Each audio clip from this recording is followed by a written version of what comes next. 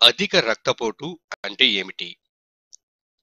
రక్తనాళంలో ఒత్తిడి ఏర్పడడాన్ని అధిక రక్తపోటు అంటారు.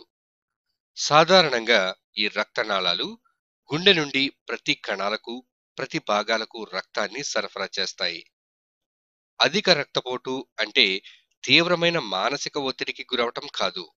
అయితే ఒత్తిడికి గురి అవటం మరియు కలవరపాటు అనేవి కొంతవరకు రక్తపోటుకు కారణం అవ్వగలవు. సాధారణంగా రక్తపోటు అనేది 120/80కి దిగువన ఉంటుంది. రక్తపోటు కనుక 120/80 మరియు 139/89కి మధ్యలో ఉంటే దానిని ప్రీ హైపర్ టెన్షన్ అంటారు. అదే కనుక 140/90 లేదా అంతకంటే ఎక్కువగా ఉంటే దానిని అధిక రక్తపోటు అంటారు.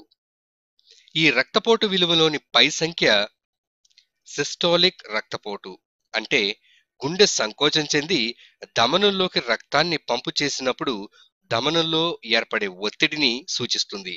అలాగే ఈ క్రింది సంఖ్య డయాస్టోలిక్ ఒత్తిడి అంటే గుండె వ్యాకోచం తర్వాత విశ్రాంతి దశలో ధమనుల్లో ఉండే ఒత్తిడిని సూచిస్తుంది.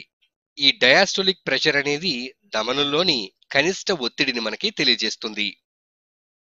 ఈ డయాస్టోలిక్ లేదా సిస్టోలిక్ రక్తపోటు పెరగడం వలన గుండె సంబంధిత వ్యాధులు, కిడ్నీ వ్యాధులు, అలాగే ఎథెరోస్క్లెరోసిస్, కంటి చూపు మందగించటం, మెదడు దెబ్బతినడం వంటివి జరగవచ్చు. ఈ దుష్ఫలితాలన్నిటినీ ఎండ్ ఆర్గన్ డ్యామేజ్ అని అంటారు. ఎందుకంటే ఇవన్నీ దీర్ఘకాల రక్తపోటు ఫలితంగా సంభవిస్తాయి. అందుచేత రక్తపోటు నిర్ధారణ మరియు దాని చికిత్సకు సంబంధించిన విషయంలో అశ్రద్ధ లేకుండా వీలైనంత త్వరగా దాన్ని రూపుమాపుకోవడానికి కృషి చేయాలి. ఇదివరకు డయాస్టోలిక్ రక్తపోటులోని పెరుగుదల అత్యంత ప్రమాదకారకంగా భావించేవారు. అయితే ఇప్పుడు తెలిసిందేంటంటే 50 సంవత్సరాలు లేదా ఆ పైబడిన వారిలో సిస్టోలిక్ రక్తపోటు అధిక ప్రమాదకారకం. రక్తపోటును ఎలా కొలుస్తారు? బ్లడ్ ప్రెషర్ కఫ్ అనే పరికరం ద్వారా రక్తపోటును కొలవడం జరుగుతుంది. ఈ బ్లడ్ ప్రెషర్ కఫ్ నే స్పిగ్మో మానోమీటర్ అని కూడా అంటారు. సాధారణంగా ఈ బ్లడ్ ప్రెషర్ కఫ్ కి గాలి పంప్ అవడానికి వీలుగా ఉంటుంది మరియు ప్రెషర్ గాజ్ మరియు రబ్బర్ కఫ్ అమర్చబడి ఉంటుంది. ఇది రక్తపోటును యూనిట్లలో కొలవడం జరుగుతుంది.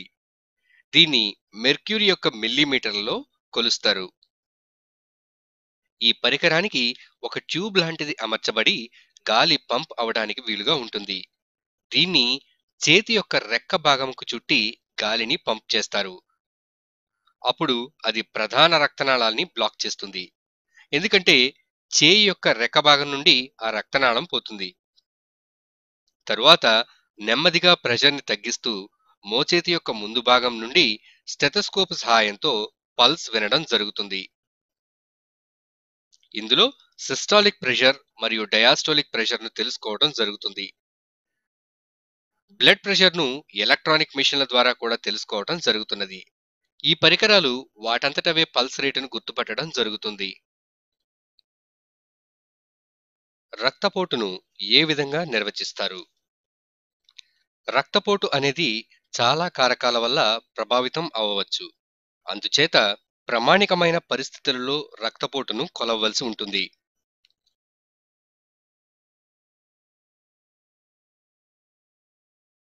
రక్తపోటు కొలవటానికి కనీసం 1 గంట ముందు నుండి ఎటువంటి ఆహారం తీసుకోకూడదు. అలాగే వ్యాయామం, పొగ త్రాగటం, కాఫీ తాగటం మొదలైనవి చేయకూడదు.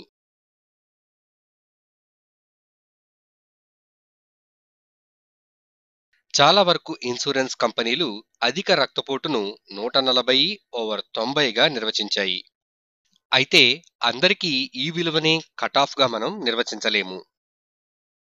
రక్తపోటు నిపుణులు రక్తపోటు స్థాయిలను ఒక రేంజ్గా నిర్వచించారు. అంటే తక్కువ స్థాయి నుండి ఎక్కువ స్థాయి. ఈ రేంజ్ను బట్టి మనం అర్థం చేసుకోవలసింది ఏమిటి అంటే సాధారణ రక్తపోటును, అధిక రక్తపోటును ఏదో ఒక విలువతో మనం వేరు చేయలేము. ప్రీ హైపర్ టెన్షన్ ఉన్న వ్యక్తులు అంటే రక్తపోటు 120/80 మరియు 139/89కి మధ్యలో ఉన్నవారు వారి యొక్క జీవన శైలిలో మార్పులు చేసుకోవడం ద్వారా అదేవిధంగా మందులు తీసుకోవడం ద్వారా వారి రక్తపోటును తగ్గించుకోవచ్చు.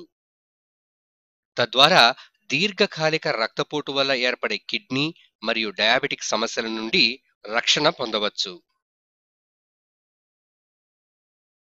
కొన్ని ప్రత్యేకమైన ఆరోగ్య పరిస్థితుల్లో ఉన్న వ్యక్తులు వారి రక్తపోటును 140/90కి ఉంచుకోవటం మంచిది.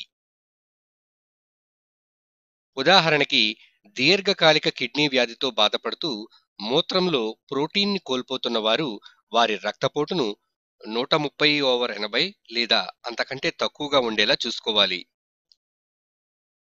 ఈ విధంగా చేయడం ద్వారా వారి కిడ్నీ వ్యాధి పురోగతిని నియంత్రించగలుగుతారు.